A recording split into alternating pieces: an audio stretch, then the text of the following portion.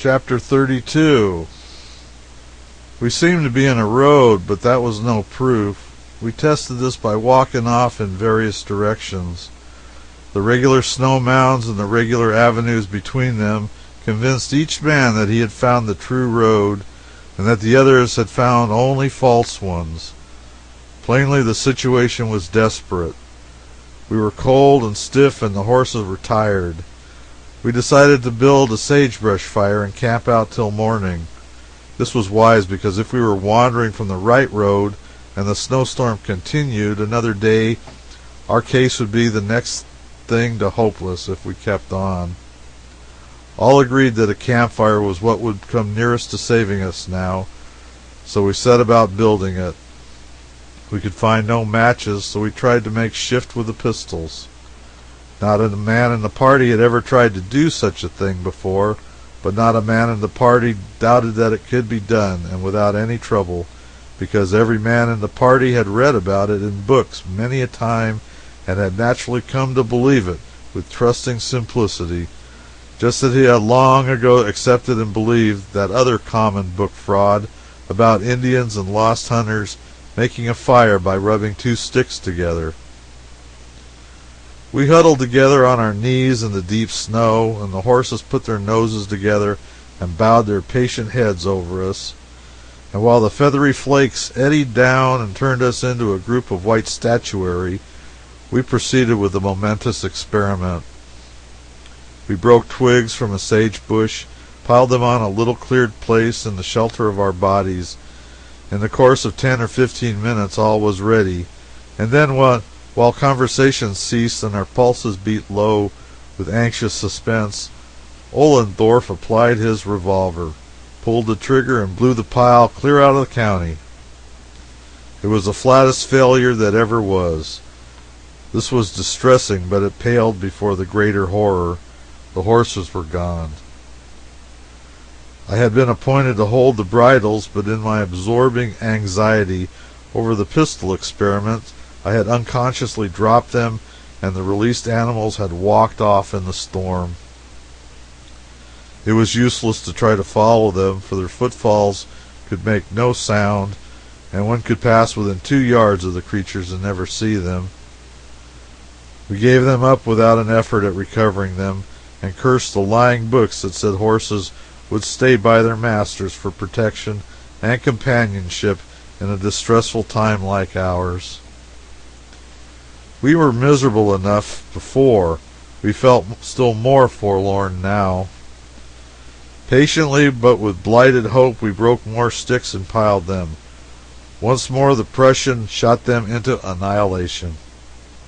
Plainly, to light a fire with a pistol was an art requiring practice and experience, and the middle of a desert at midnight in a snowstorm was not a good place or time for the acquiring of the accomplishment. We gave it up and tried the other. Each man took a couple of sticks and fell to chafing them together. At the end of half an hour, we were thoroughly chilled, and so were the sticks. We bitterly execrated the Indians, the hunters, and the books that had betrayed us with the silly device, and wondered dismally what was next to be done.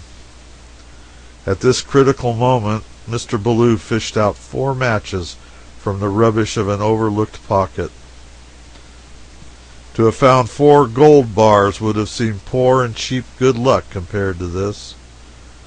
One cannot think how good a match looks under such circumstances, or how lovable and precious and sacredly beautiful to the eye. This time we gathered sticks with high hopes, and when Mr. Ballou prepared to light the first match, there was an amount of interest centered upon him that pages of writing could not describe. The match burned hopefully a moment and then went out. It could not have carried more regret with it if it had been a human life. The next match simply flashed and died. The wind puffed the third one out just as it was on the imminent verge of success. We gathered together closer than ever and developed a solicitude that was rapt and painful as Mr. Ballou scratched our last hope on his leg. It lit burned blue and sickly, then budded into a robust flame. Shading it with his hands, the old gentleman bent gradually down, and every heart went with him, everybody too for that matter, and blood and breath stood still. The flame touched the sticks at last, took gradual hold upon them, hesitated, took a stronger hold, hesitated again, held its breath 5 heartbreaking seconds, then gave a sort of human gasp and went out. Nobody said a word for several minutes. It was a solemn sort of silence. Even the wind put on a stealthy, sinister quiet and made no more noise than the falling flakes of snow. Finally, a sad-voiced conversation began, and it was soon apparent that in each of our hearts lay the conviction that this was our last night with the living. I had so hoped that I was the only one who felt so.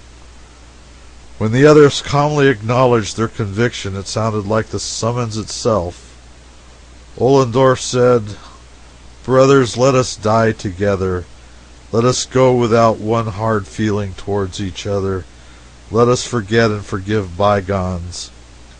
I know that you felt hard towards me for turning over the canoe and for knowing too much and leading you round and round in the snow, but I meant well. Forgive me.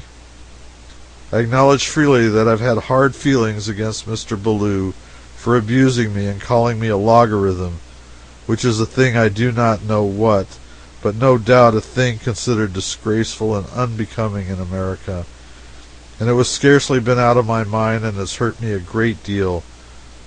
But let it go. I forgive Mr. Ballou with all my heart." Poor Ollendorff broke down and the tears came. He was not alone, for I was crying too, and so was Mr. Ballou. Ollendorff got his voice again and forgave me for things I had done and said. Then he got out his bottle of whiskey and said that whether he lived or died, he would never touch another drop. He said he had given up all hope of life, and although ill-prepared, was ready to submit humbly to his fate, that he wished he could have been spared a little longer, not for any selfish reasons, but to make a thorough reform in his character, and by devoting himself to helping the poor, nursing the sick, and pleading with the people to guard themselves against the evils of intemperance, make his life a beneficent example to the young, and lay it down at last with a precious reflection that it had not been lived in vain. He ended by saying that his reform should begin at this moment, even here in the presence of death, since no longer time was to be vouchsafed wherein to prosecute it to men's help and benefit, and with that he threw away the bottle of whiskey. Mr. Ballou made remarks of similar purport, and began the reform he could not live to continue by throwing away the ancient pack of cards that had solaced our captivity during the flood and made it bearable. He said he never gambled, but still was satisfied that the meddling with cards in any way was immoral and injurious, and no man could be wholly pure and blemishless without eschewing them. And therefore, continued he, in doing this act, I already feel more in sympathy with that spiritual Saturnalia necessary to entire and obsolete reform. These rolling syllables touched him as no intelligible eloquence could have done, and the old man sobbed with a mournfulness not unmingled with satisfaction. My own remarks were of the same tenor as those of my comrades, and I know that the feelings that prompted them were heartfelt and sincere. We were all sincere, all deeply moved and earnest, for we were in the presence of death and without hope. I threw away my pipe, and in doing it felt that I at last was free from a hated vice, one that had ridden me like a tyrant all my days. While I yet talked, the thought of the good I might have done in the world, and the still greater good I might now do with these new incentives and higher and better aims to guide me, if I could only be spared a few years longer, overcame me, and the tears came again. We put our arms about each other's necks and awaited the warning drowsiness that precedes death by freezing. It came stealing over us presently, and then we bade each other a last farewell. A delicious dreaminess wrought its web about my yielding senses, while the snowflakes wove a winding sheet about my conquered body. Oblivion came. The battle of life was done.